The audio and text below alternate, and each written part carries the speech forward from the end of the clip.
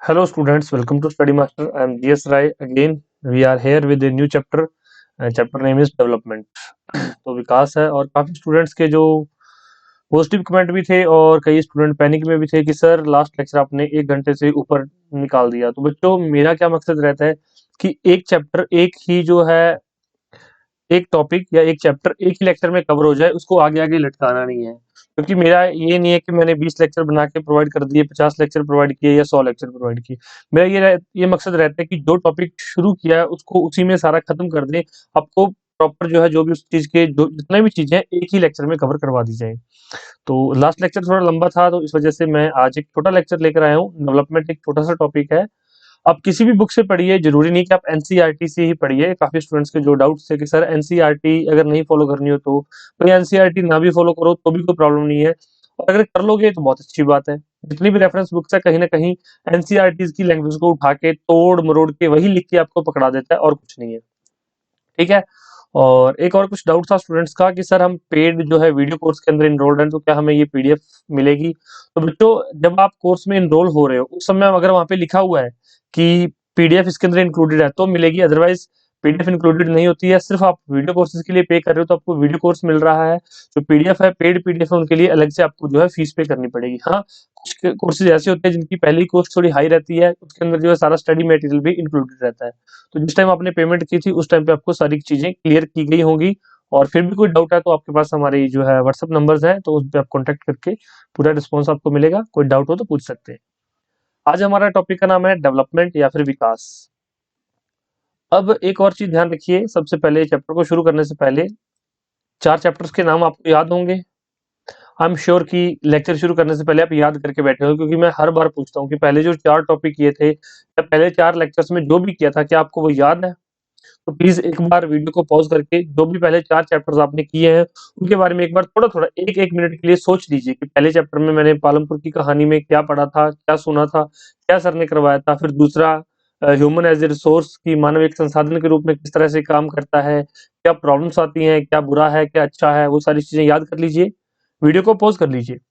तीसरा जो है, तीसरा चैप्टर क्या था? पॉवर्टी। और उसके बाद जो फोर्थ चैप्टर था वो कौन सा था? Food security. तो ये सारी चीजें हम लोगों ने अच्छे से कवर कर ली थी और आई थिंक आपको भी रिवीजन भी हो गई। ये 1 मिनट में चैप्टर का नाम इसलिए नहीं बोलता कि मैंने चार चैप्टर आपको करवा दिए तो बहुत बड़ी मतलब कि बहादुरी वाला काम कर दिया। रिविजन इसलिए करवाता हूँ ताकि आपके माइंड में याद आ जाए। डेली आप चीजों को याद करो कि ठीक है पहले मैंने चार चैप्टर्स में ये सब चीजें कवर की। जब आप लास्ट में शॉर्ट नोट्स पढ़ते हो ना, उसमें यही होता है शॉर्ट नोट्स में कि आपको हेडिंग याद आ जाएगी, उसके अंदर का पूरा कंटेंट आपके दिमाग में आ जाता है कि ठीक है ये हेडिंग है, इसके अंदर ये चीजें लिखी हुई हैं और ये मुझे याद रखनी है। पेपर में भी ऐसा होगा अगर आप पढ़ के जाओगे अच्छे से। पॉवर्टी अगर मतलब कि वहाँ पे कुछ पॉवर्टी से रिलेटेड कुछ आया तो आपको पॉवर्टी का चैप्टर अगर पूरा याद आ रहा है तो आपको सारी चीजें याद आ जाएंगी कि ठीक है इसमें क्या प्रोज है क्या कॉन्स है, सारी चीजें आपको याद आ जाएंगी। ठीक। तो इस तरह से पढ़ के चलिए, तो एक अच्छा रिजल्ट मिलेगा आपको। और मेरा मकसद यही रहता है कि जो स्टूडेंट्स हमसे पढ़ें उनको जो है सक्सेस जरूर मिले। ठीक है, all the best to all of you. तो डेवलपमेंट चैप्टर शुरू करने से पहले दो चीजें हैं, एक होती है ग्रोथ, दूसरी होती है डेवलपमेंट। कहीं ना कहीं ये दोनों टर्म्स एक दूसरे को रिप्लेस भी कर जाती हैं कई बार, और कई बार लोग इसको एक दूसरे के जो है सिनोनिम के रूप में भी यूज कर लेते हैं, लेकिन ऐसा नहीं होता। ग्रोथ एक अलग चीज है, डेवलपमेंट एक अलग चीज है। जब आप इकोनॉमी पढ़ रहे हो तब आप इन दोनों चीजों को अलग अलग लेके चलोगे। हाँ, वैसे ग्रोथ का मतलब भी सेम हो गया, डेवलपमेंट का मतलब भी सेम हो गया जनरल टर्म्स में, लेकिन आप इकोनॉमी के अंदर इनको एक नहीं मान सकते। ग्रोथ क्या होती है, डेवलपमेंट क्या होती है, मैं बताता हूँ। ध्यान से सुनिए। एक फैमिली मेंबर है ए। ए कोई एक इंसान है, वो एक सोसाइटी में रहता है, क्योंकि एक गरीब सोसाइटी है, ज्यादा अच्छी सोसाइटी नहीं है। ए है, इसकी सैलरी है 10,000 रुपीज पर मंथ। कुछ महीने इसने काम किया, 1 साल 2 साल काम किया, किसी दूसरी कंपनी में इसने जो है ज्वाइनिंग कर ली, वहां पे इसको सैलरी मिलने लगी 20,000, 20K। तो ये हो गई इसकी ग्रोथ। ए की ग्रोथ होगी कि उसकी सैलरी बढ़ गई, ग्रोथ हो गई। उसके बाद क्या हुआ, 2 से 3 साल बाद इसकी सैलरी, इसने किसी तीसरी कंपनी में अप्लाई किया तो इसकी सैलरी होगी 50,000 रुपीज। अब ए ने क्या किया, ये जो सोसाइटी थी थोड़ी गरीब सोसाइटी थी, गरीब तबका था, इसको छोड़ दिया। अब ये हाई क्लास में चला गया, ये हम हाई सोसाइटी में इधर ले आए, हाई सोसाइटी के अंदर आ गया। अब ये यहाँ पर रहने लग गया। अब सैलरी बढ़ गई, high society high class society में रहने लग गया। अब इसने कार परचेज कर ली। अब इसकी क्या हो गई, डेवलपमेंट। ग्रोथ एक नंबर है जो बढ़ जाता है 10 से 20, 20 से 50, 50 से 70, ये होगी ग्रोथ। लेकिन आप अपनी जो है सराउंडिंग्स को चेंज कर दो, अपना एनवायरनमेंट चेंज कर दो, उसको क्या बोलते हैं? डेवलपमेंट। ग्रोथ एंड डेवलपमेंट, ठीक। ये इकट्ठा होता है, कई बुक्स में ग्रोथ एंड डेवलपमेंट भी लिखा होता है, और इसके अंदर हम डेवलपमेंट के बारे में बात करेंगे। आगे हम ग्रोथ का चैप्टर भी अलग से करेंगे। ये तभी मैं एक छोटा टॉपिक लेकर आया हूँ, पूरी चीजें करवाऊंगा। सबसे पहले जैसे हम करते हैं ओवरव्यू, कि पहले हम थ्योरी करेंगे, पूरी थ्योरी। ये जो पूरी थ्योरी आपकी ये देख लो इंग्लिश के अंदर, और उसके बाद सारे questions, level 1 question, level 2 questions ये रहे, और उसके बाद प्रीवियस ईयर क्वेश्चंस लेवल 3, ये लेवल 3 प्रीवियस ईयर क्वेश्चंस, ठीक है। और उसके बाद उसके आंसर्स की एक्सप्लेनेशन दी होती है आपको, ताकि जब आप ये चैप्टर खत्म हो जाता है उसके बाद आप घर पे कुछ पढ़ेंगे, आंसर्स को एक्सप्लेनेशन पढ़ने से क्या होता है भाई, जो पूरा डाउट होता है ना वो खत्म हो जाता है। वैसे तो मैं आपको अच्छी तरीके से करवा देता हूँ, अच्छी तरह से सारा कुछ मैं समझा देता हूँ, लेकिन फिर भी जब आप एक बार खुद पढ़ते हैं ना, वो एक बहुत अलग चीज हो जाती है। क्या होता है उससे? पूरी जो वर्डिंग है वो आपके माइंड में बैठ जाएगी। जब आप मेंस में आंसर लिखने के लिए बैठेंगे ना, तब मेरी बातें याद आएंगी, आप मेरी बातें आपको सारी याद है। इंटरव्यू में मेरी बातें बहुत काम आएंगी। आप डायरेक्ट इंटरव्यू को मेरी बातों से, जैसे मैं आपको बोल रहा हूँ इस तरह बोल के समझाना है, आप समझा दोगे। लेकिन जब मेंस के लिए आपके पास अच्छी अच्छी वोकैब होनी चाहिए, अच्छी अच्छी वर्डिंग्स होनी चाहिए, पूरा का पूरा पैराग्राफ होना चाहिए, तो वो जो ये जो पैराग्राफ है इनको पढ़िए पहले, पढ़ोगे तो ही समझ आएगा, ठीक। तो इतना काम आप करोगे। चलिए शुरू करते हैं हमारा लेक्चर। ग्रोथ एंड डेवलपमेंट समझ आ गया। अब देखते हैं goals. What is goals? Goals क्या होते हैं? कुछ लक्ष्य होते हैं, कुछ टारगेट्स होते हैं। हर एक की लाइफ के अलग अलग लक्ष्य होते हैं। कोई भाई ऑफिसर बनना चाहता है, कोई डीएसपी बनना चाहता है, कोई एसडीएम बनना चाहता है, कोई आईएएस बनना चाहता है, कोई आईपीएस बनना चाहता है। तो ये सबके अलग अलग लक्ष्य होते हैं। ये हो गए इंडिविजुअल लक्ष्य। जिस तरह से एक इंडिविजुअल, एक इंसान के, एक लड़के के, एक लड़की के लक्ष्य होते हैं, उसी तरह से कुछ नेशंस के भी लक्ष्य होते हैं, कुछ सोसाइटीज के भी टारगेट्स होते हैं। तो यही बात करेंगे हम इस चैप्टर में। Different person have different development goals. तो भाई अलग अलग लोगों के अलग अलग डेवलपमेंट गोल्स हो सकते हैं। किसी के लिए डेवलपमेंट आईएएस बनना डेवलपमेंट हो सकती है, किसी के लिए सक्सेसफुल बिजनेसमैन बनना उसकी डेवलपमेंट हो सकती है, किसी के लिए शायद फॉरेन में सेटल होना उसकी डेवलपमेंट हो सकती है। तो अलग अलग गोल्स सबके लिए, डिफरेंट डिफरेंट गोल्स सबके लिए अलग अलग होंगे, ठीक। ये हो गया। चलिए अब इसमें देखते हैं कि इस पैराग्राफ में लिखा क्या हुआ है, फिर वो मैं आपको अच्छे से करवाऊंगा, ठीक। What may be developed for one may not be developed for the other। तो भाई जो किसी एक के लिए डेवलपमेंट है शायद वो किसी दूसरे के लिए डेवलपमेंट ना हो। जैसे कि फॉर एग्जांपल इलेक्ट्रिसिटी। इलेक्ट्रिसिटी बनाने के लिए बहुत बड़े बड़े डैम्स की जरूरत पड़ती है। आपको पता होगा इलेक्ट्रिसिटी बनाने के लिए बहुत बड़े बड़े डैम्स की, जितना बड़ा डैम होगा, जितनी ज्यादा उसकी स्टोरेज कैपेसिटी होगी, उतने ही ज्यादा वो इलेक्ट्रिसिटी प्रोड्यूस करेगा। आपने शायद पढ़ा होगा, नहीं सुना तो मैं बता देता हूँ कि जो डैम है, जितना बड़ा डैम होगा उतनी ही ज्यादा उसकी स्टोरेज कैपेसिटी होगी, और जितनी ज्यादा स्टोरेज कैपेसिटी है उतनी ही ज्यादा वो इलेक्ट्रिसिटी प्रोड्यूस करेगा। ये एक तरह का डेवलपमेंट हो गया, किसके लिए? सरकार के लिए, या फिर जो जो डैम का मालिक है, या फिर जो इलेक्ट्रिसिटी मैन्युफैक्चरिंग कंपनी का मालिक है, उसके लिए डेवलपमेंट हो गई। लेकिन दूसरी जगह अगर इतना ज्यादा पानी किसी जगह पे स्टोर करोगे, तो वहां पे जितनी भी फसल है, जमीनें हैं, वो सारी तहस नहस हो जाएगी। वहां के आसपास में जो लाइफ है, जंगल है, सब नष्ट हो जाएंगे। जंगल नष्ट होंगे, फॉरेस्ट नष्ट होंगे, तो वहां के जो आदिवासी हैं, जो शेड्यूल्ड ट्राइब्स हैं, उनको मतलब कि उनकी लाइफ बिल्कुल खराब हो जाएगी, उनको कहीं ना कहीं दूसरी जगह शिफ्ट करना पड़ेगा। तो जो चीज एक के लिए डेवलपमेंट है, दूसरे के लिए शायद वो डेवलपमेंट ना हो। शायद वो दूसरे के लिए क्या हो सकता है कि अभिशाप हो जाए। Okay. People desire regular work. Okay, यहाँ पे देखते हैं एग्जांपल, ये सेम था जो मैंने बताया आपको। But this may submerge the land and disturb the lives of people who are displaced such as tribals. तो भाई वहां पे जो लोगों को यहाँ से डिस्प्लेस किया जाएगा, तो उनकी लाइफ तो बिल्कुल खराब हो जाएगी। भाई किसी को अपना घर छोड़ के जाना पड़े, कितना बुरा लगता है, बहुत बुरा होता है वो फिर। People desire regular work, better wages and decent prices for their crops or the other product they produce। भाई लोगों को अपने जो प्रोडक्ट होते हैं उसके लिए, रेगुलर वर्क के लिए अच्छे उनको जो सैलरी चाहिए, अच्छी वेज चाहिए, और जो क्रॉप्स उगा रहे हैं उसके लिए एक डिसेंट प्राइस चाहिए। लेकिन दूसरी जगह सेम लोग हैं, मान लो कोई टमाटर उगा रहा है, टोमेटो टोमेटो उगा रहा है, वो क्या चाहता है, उसको टमाटर 50 रुपीज केजी जो सेल हो, उसको 50 रुपीज केजी मिलनी चाहिए। लेकिन जब वो खरीदने जा रहा है, तो वो क्या कहता है कि भाई एक नॉमिनल सा प्राइस हो, 20 रुपए या 25 रुपए किलो मिलनी चाहिए टमाटर। अब ये थोड़ी कि टमाटर 50 रुपए किलो मिल रहे हैं। तो मतलब जब आप कस्टमर बन के सोचते हो तो कुछ और सोचते हो, जब आप प्रोड्यूसर बन के सोचते हो तो कुछ और सोचते हो। तो इसी तरह से डेवलपमेंट गोल्स भी डिफरेंट डिफरेंट टाइम पे डिफरेंट डिफरेंट तरह के हो सकते हैं, ठीक। ये इस पैरे के अंदर लिखा हुआ है। उसके बाद देखिए, कंपेयरिंग डिफरेंट कंट्रीज।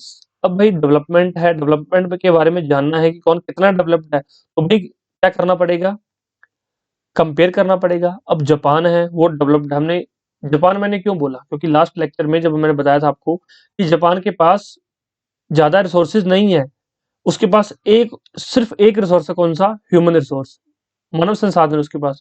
उसने ज्यादा से ज्यादा इसी के अंदर इन्वेस्ट किया और इससे उसने टेक्नोलॉजी बनाई और जापान आज डेवलप्ड कंट्रीज के अंदर है, लाई करता है, मतलब बेस्ट कंट्रीज में आता है जापान, आपको पता होगा।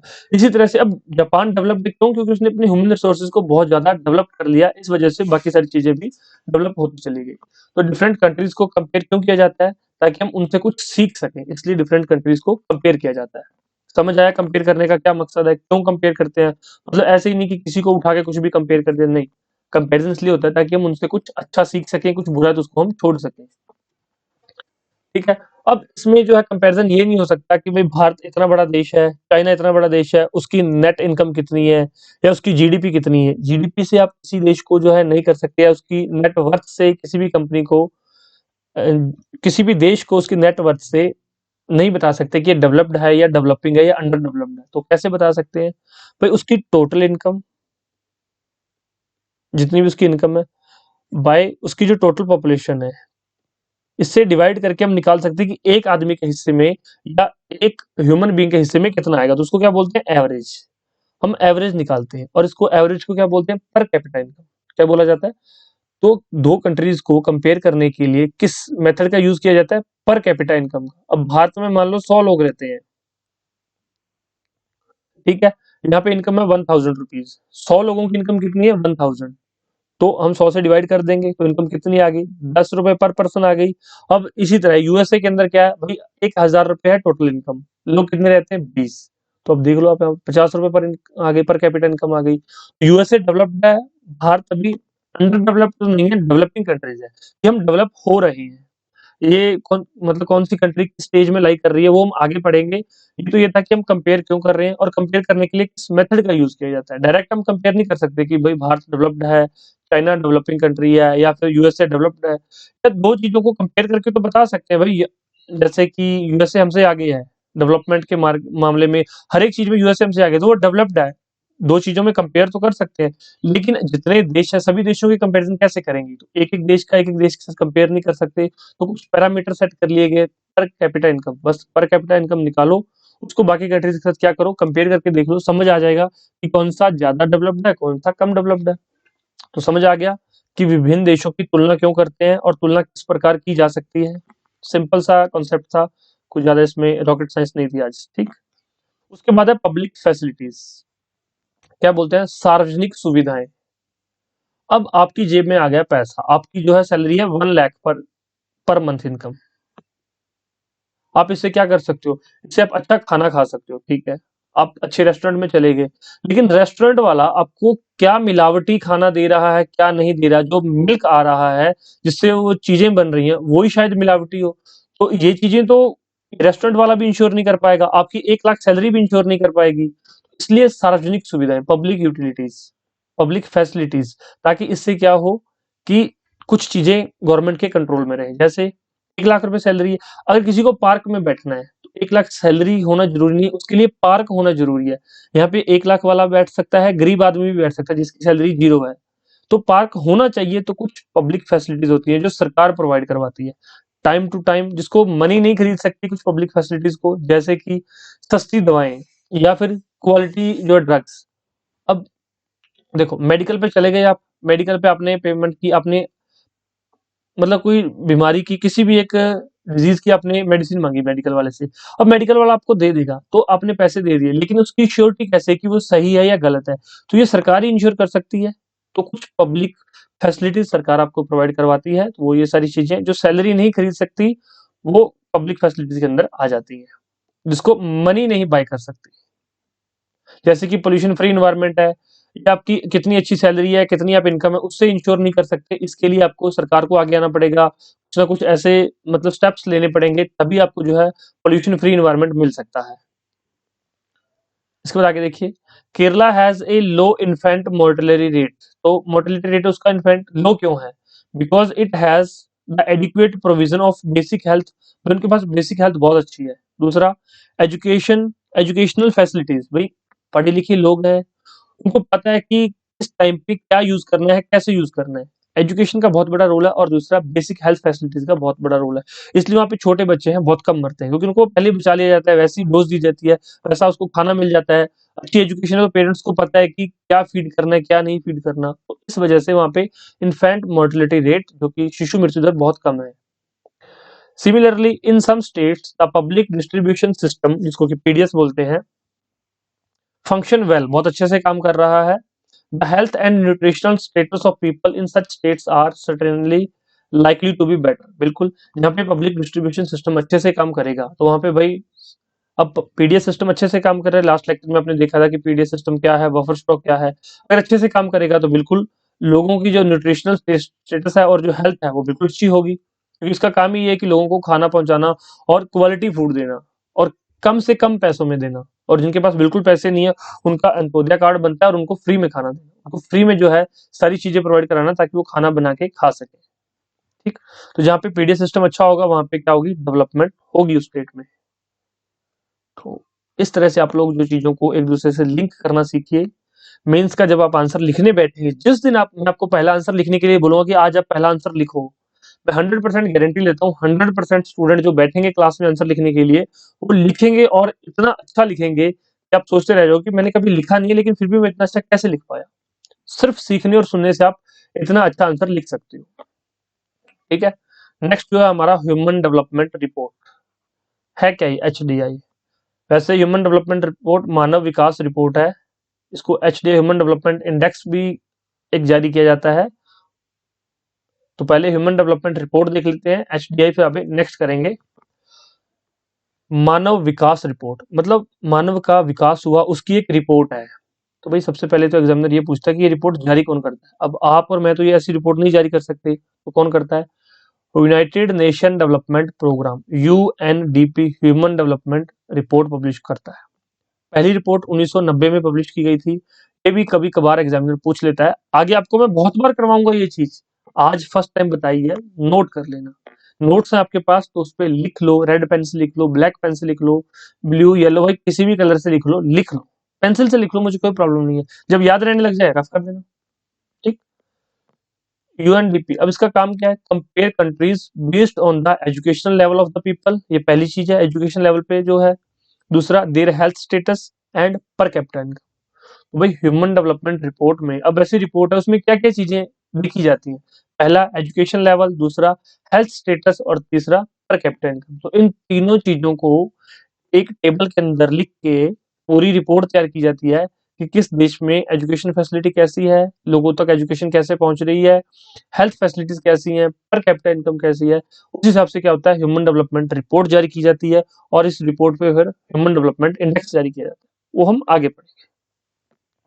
Many improvement have been suggested in calculating the human development index, जो मैंने बोला इंडेक्स, लेकिन क्या उसमें बहुत सारे बताए गए, लेकिन मेन ये तीन ही है। ठीक, कि जो लोग जिस कंट्री के, उनकी हेल्थ, उनका wellbeing are the most important चीज। तो ये सारी ह्यूमन डेवलपमेंट रिपोर्ट, इसके बारे में ये 2-3 पॉइंट थे, आपको अच्छे से स्पष्ट हो जाने चाहिए और आपने अच्छे से इनको याद कर लेना। ठीक है, नेक्स्ट है सस्टेनेबल डेवलपमेंट, सतत विकास। अब सतत विकास, पहले हम इसकी डेफिनेशन देख लेते हैं, फिर देखेंगे पैराग्राफ में क्या लिखा हुआ है। और इसकी डेफिनेशन ही पूरे पैराग्राफ में लिखी हुई है, ये भी गारंटी है। ठीक है, पूरे पैराग्राफ में इसकी डेफिनेशन लिखी हुई है।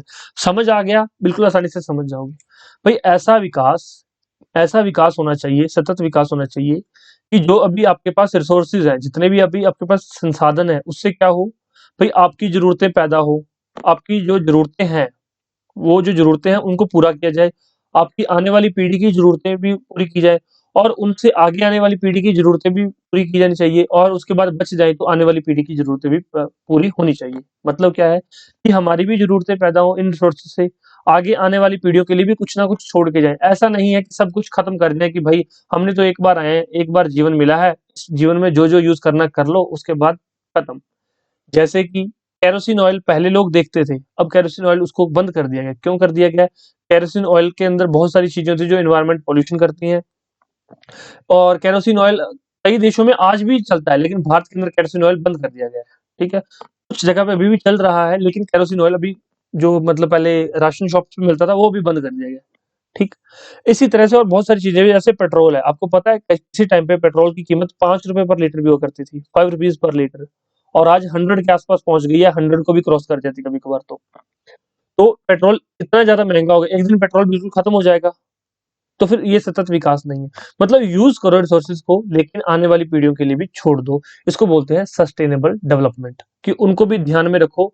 धरती सबकी है, धरती सबके लिए सेम है। ऐसा नहीं कि आप एक बार आए हो, धरती के सारे रिसोर्सेज यूज करो, बात खत्म। नहीं, सबके लिए होनी चाहिए। जो चीजें हैं वो जानवरों के लिए भी छोड़ दो, सबके लिए छोड़ो। देखो पैराग्राफ में क्या लिखा हुआ है। We would certainly like this level of development to go up further, or at least be maintained for future generation। तो future generation के लिए चीजें छोड़नी चाहिए। This is obviously desirable, बिल्कुल ये desirable है।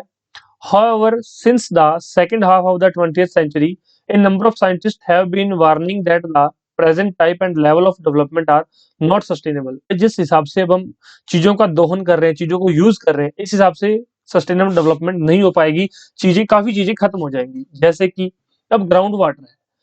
ग्राउंड वाटर अभी आपको पता है कि ये रिन्यूएबल सोर्स ऑफ एनर्जी है, ये ऑटो रिन्यू हो जाता है पानी। जैसे कि आप धरती से पानी निकालते हैं पीने के लिए, बाकी यूजेस के लिए, उसके बाद बारिश होती है धरती में, फिर पानी ग्राउंड वाटर रिचार्ज हो जाता है, धरती के अंदर पानी चला जाता है, फिर लोग स्टोर करके रखते हैं, बारिश का पानी नीचे चला जाता है। आपको पता है धरती में, धरती रिचार्ज हो जाती है। लेकिन क्या होता है, अर्थ में से इतना ज्यादा एक्सेस पानी निकाल लें कि भाई उसको रिचार्ज होने के लिए टाइम ही ना मिले, तो फिर एक दिन पानी खत्म हो जाएगा, ग्राउंड वाटर जो अर्थ का वो खत्म हो जाएगा। तो इसलिए ऐसा नहीं करना चाहिए। यूज उस हिसाब से कीजिए कि उतना उसको रिचार्ज होने के लिए टाइम मिल जाए। या फिर अगर रिचार्ज होने के लिए टाइम नहीं दे सकते, तो भाई उसको रिचार्ज करने के नए नए मेथड ढूंढो।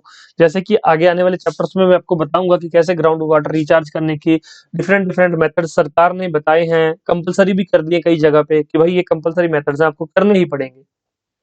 ठीक है। तो ऐसे कुछ मेथड्स आने वाले टाइम में यूज करने पड़ेंगे। ये देखिए, ground water is an example of renewable sources. These resources are replenished by nature. इसको नेचर खुद ब खुद रिप्लेनिश कर देती है, फिर बना देती है। As in the case of crops and plants. भाई आपको पता है क्रॉप्स और प्लांट्स, सबसे हाई यील्डिंग वैरायटी सीड्स आए हैं, इतना ज्यादा पानी का प्रयोग होने लग रहा है कि पानी दिन ब दिन नीचे चला जाता है। पहले एक टाइम ऐसा था, मतलब कि अगर 2 फीट गहरा खड्डा मारते थे ना धरती पे, कई जगह ऐसी थी, 2 फीट गड्ढा मारने के, सिर्फ 2 फीट गड्ढा करने से क्या होता था, धरती में से पानी निकलना शुरू हो जाता था। लेकिन आज क्या, आज लोग 200 फीट नीचे चले गए, और कई कई जगह पे तो 1000 फीट तक धरती के अंदर चले गए, फिर भी उनको पानी नहीं मिलता पीने के लिए। खेती के लिए तो दूर की बात है, पीने के लिए पानी नहीं मिल रहा लोगों को। तो ये क्यों हो रहा है? क्योंकि हम लोगों ने ग्राउंड वाटर का यूज करो, अच्छी बात है, लेकिन उसका जो है गलत यूज, ओवर यूज मत करो।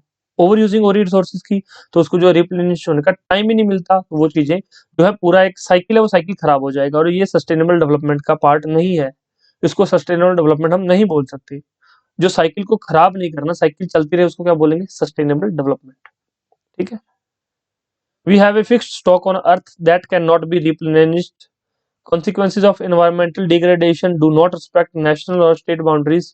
भाई दूसरा ये है कि जो सस्टेनेबल डेवलपमेंट गोल्स हैं, ये किसी एक देश, राज्य या एक सोसाइटी के नहीं है।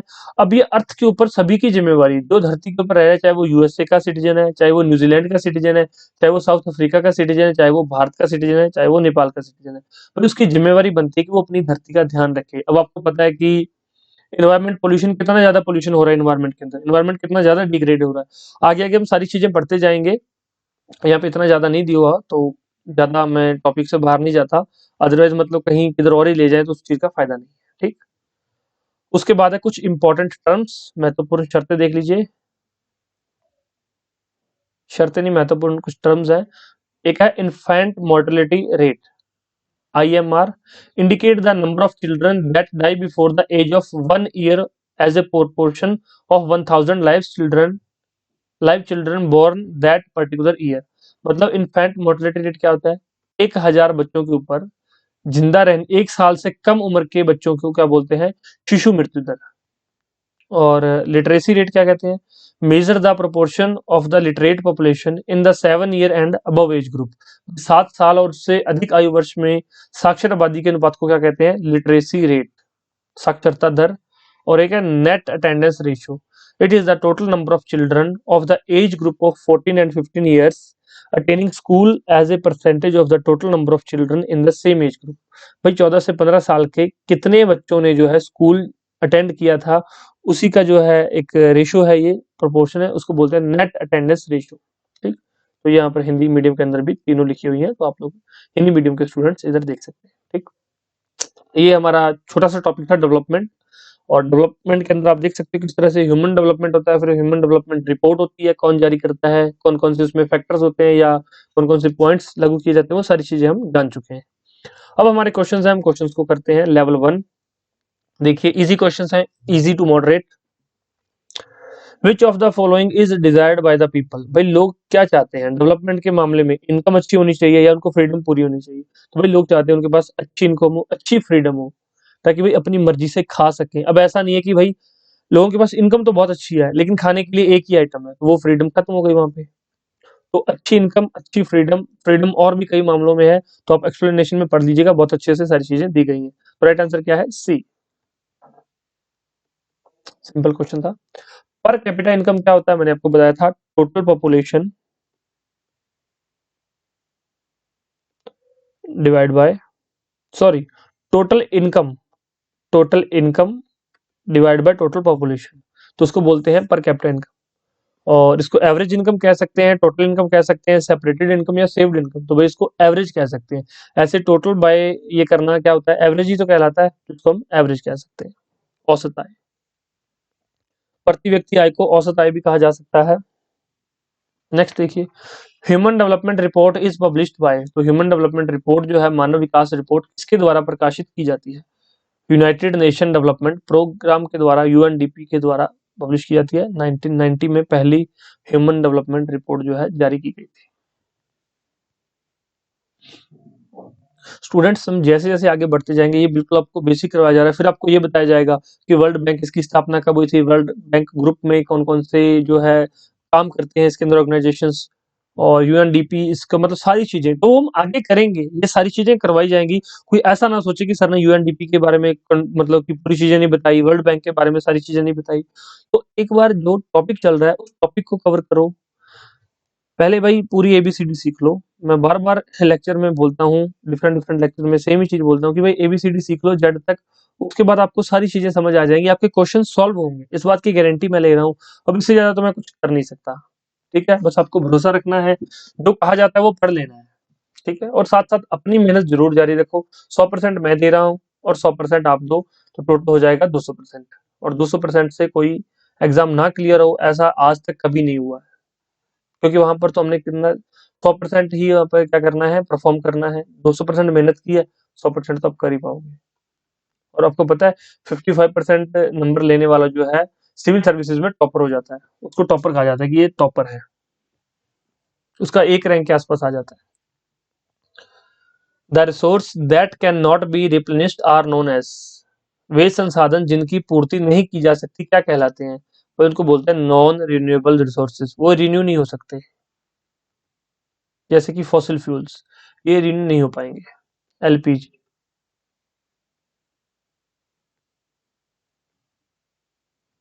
नेक्स्ट देखिए, the measures of the proportion of the literature literate population in the 7 year and the above age group is known as. 7 वर्ष और उससे अधिक आयु वर्ग में साक्षर जनसंख्या के अनुपात के माप को क्या कहा जाता है? तो उसको बोलते हैं साक्षरता दर।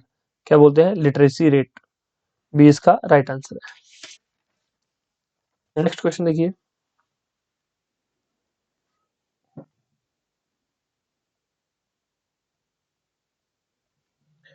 why does Kerala have a better human development ranking than Maharashtra in spite of lower per capita income?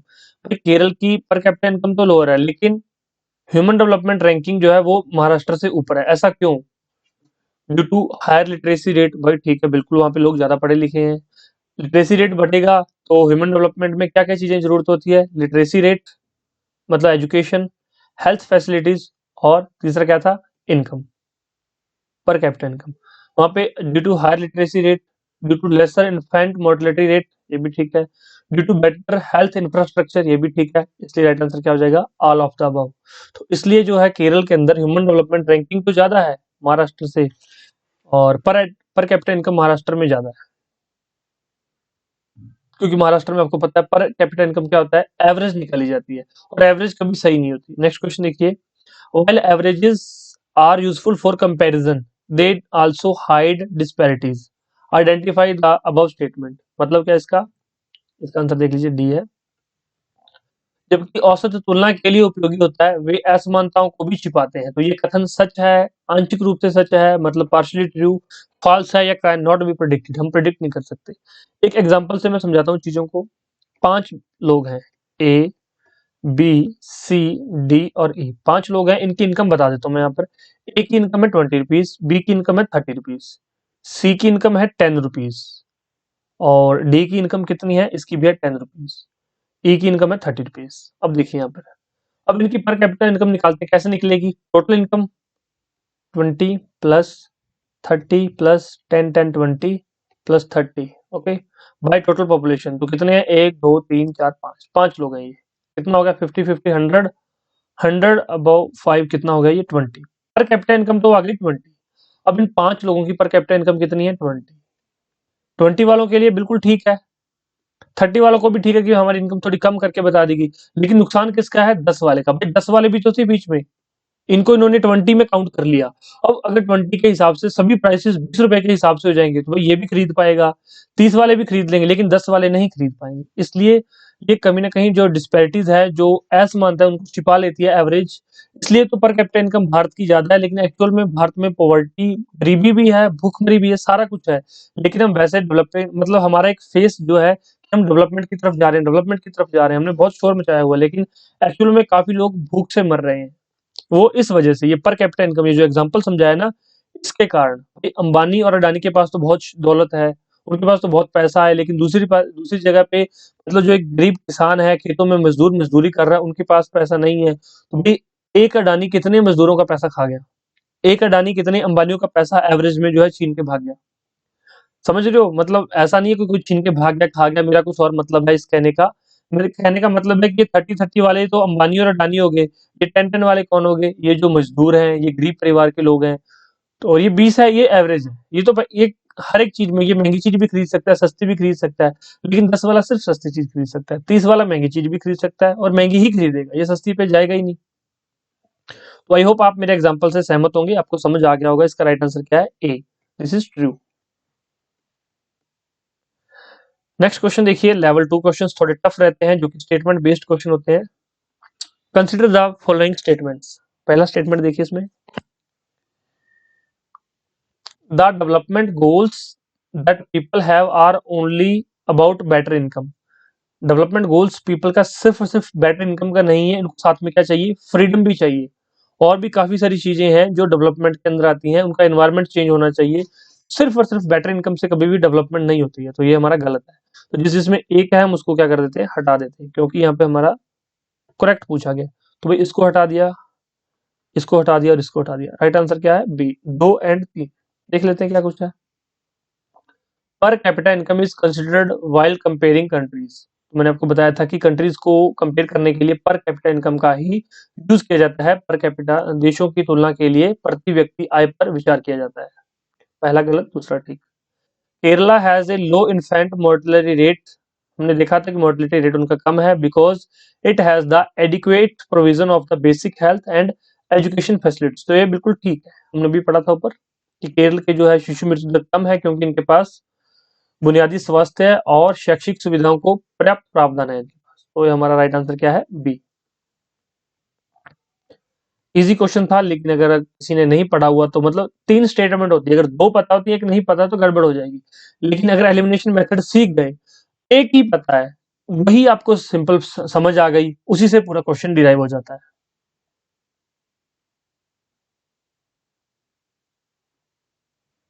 Consider the following statement with respect to human development report. Human development report is published by United Nation Development programme.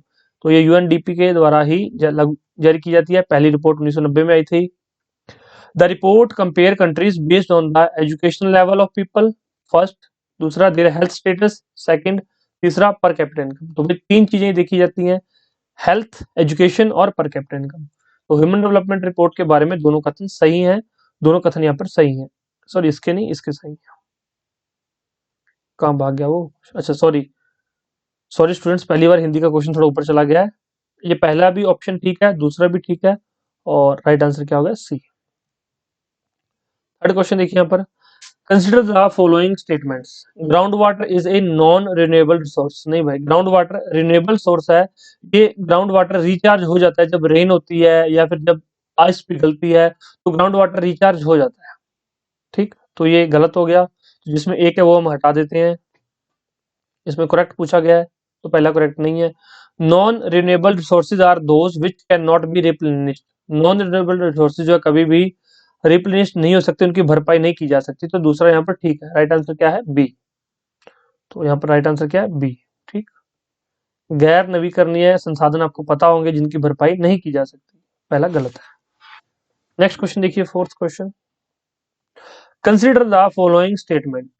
Infant mortality rate indicate the number of children that die before the age of 1 year। बिल्कुल ठीक है यहाँ तक। As a proportion of 1000 lives, यहाँ पर अगर कुछ और दे देता तो शायद गलत हो जाता, यहाँ पर 1000 दे रखा है। Live children born in that particular year, एक साल में 1000 जिंदा बच्चों के ऊपर एक साल, मतलब एक साल से छोटे बच्चों की मृत्यु को क्या बोलते हैं? इन्फेंट मोर्टेलिटी रेट, या फिर शिशु मृत्यु दर बोलते हैं। इसको क्या कहते हैं? शिशु मृत्यु दर। सही है ये पहला point. The net attendance ratio is the total number of children in the age group of 14 years and 15 years attending school as a percentage of the total number of children in the same group। बिल्कुल ठीक है, हमने पढ़ा था ऊपर कि शुद्ध उपस्थित अनुपात क्या होता है? 14 और 15 वर्ष की आयु वर्ग के बच्चों की कुल संख्या समान आयु वर्ग के बच्चों की कुल संख्या के प्रतिशत के रूप में स्कूल जाते हैं, तो क्या बोलते हैं? Net attendance ratio. मतलब 14 से 15 साल के कितने बच्चे जो है स्कूल में प्रेजेंट हो रहे हैं, अटेंड कर रहे हैं स्कूल को। तो दोनों पॉइंट यहाँ पर ठीक है, करेक्ट पूछा गया है, तो यहाँ पर सी हो गया राइट आंसर। क्या हो गया? सी इसका सही उत्तर हो गया। नेक्स्ट है previous year question, the human development index was first developed by the which of the following. तो जो HDI, या तो HDI ह्यूमन डेवलपमेंट इंडेक्स या फिर HDR, दोनों वैसे इनमें जो है सेम ही चीजें होती हैं, और एक किसके द्वारा जारी किया जाता है? यूनाइटेड नेशन डेवलपमेंट प्रोग्राम के द्वारा इसको ही जारी किया जाता है। ठीक, इसके अंदर कौन कौन सी तीन फैक्टर देखे जाते हैं? एजुकेशन लेवल, हेल्थ फैसिलिटी और पर कैपिटा इनकम, ये तीनों चीजें देखी जाती हैं यूनाइटेड नेशन डेवलपमेंट प्रोग्राम। तो मानव विकास सूचकांक सबसे पहले निम्नलिखित में से किसके द्वारा विकसित किया गया था? तो United Nation Development Programme, UNDP के द्वारा। ठीक है, छोटा सा लेक्चर था, थोड़ी सी चीजें थी लेकिन इंपॉर्टेंट चीजें थी, इसमें से क्वेश्चन बन जाता है, और मेंस के लिए ये बहुत इंपॉर्टेंट चैप्टर था। मैंने पहले नहीं बताया आपको, पता नहीं क्यों नहीं बताया, लेकिन मेंस के लिए बहुत इंपॉर्टेंट चैप्टर था।